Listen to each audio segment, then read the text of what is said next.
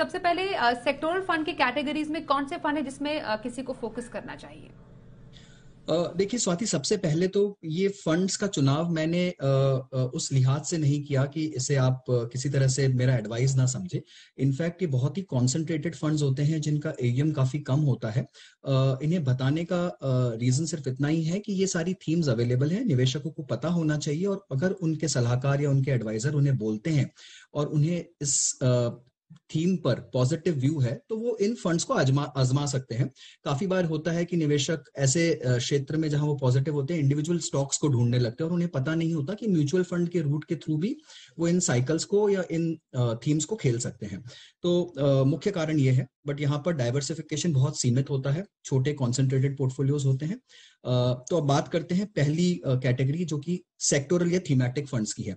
तो इसमें देखिए कुछ अलग थीम्स जो है हटके, वो है एक यूटीआई का automotive transport and logistics fund, जो कि ट्रांसपोर्ट सेक्टर की कंपनीज को, लॉजिस्टिक सेक्टर्स की कंपनी को, ऑटो एंसिलरीज, टायर मैन्युफैक्चरिंग, इस तरह की कंपनीज में निवेश करता है।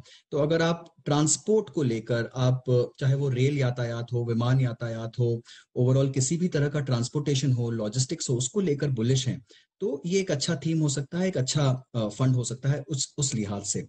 इसी तरह आपके पास में रूरल भारत या कंजम्पशन से रिलेटेड दो फंड्स हैं मार्केट में, एक महिंद्रा मैन्यू लाइफ का और एक सुंदरम का, जो कि केवल रूरल इकोनॉमी में फोकस करते हैं। और कहीं किसी निवेशक को लगता है कि जिस तरह से सरकारें काम करती है, जिस तरह से रूरल इंडिया को फोकस में रखा जाता है, एग्री को बढ़ावा दिया जाता है, तो ये थीम्स काफी चल सकती हैं। तो यहाँ पर आप ये रूरल भारत से रिलेटेड फंड्स का भी चुनाव कर सकते हैं।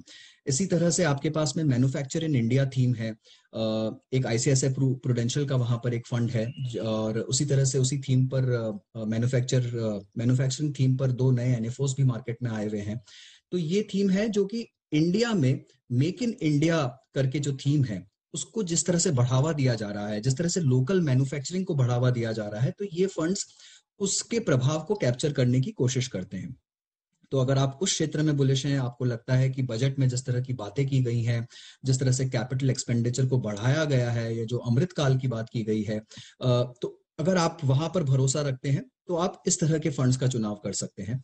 यहाँ पर आपको इंफ्रास्ट्रक्चर से क्षेत्र के फंड्स भी मिलेंगे, कुछ कुछ उनमें भी कुछ विशेष फंड्स हैं मार्केट में अवेलेबल, अगर आप चाहें तो उन पर भी फोकस कर सकते हैं।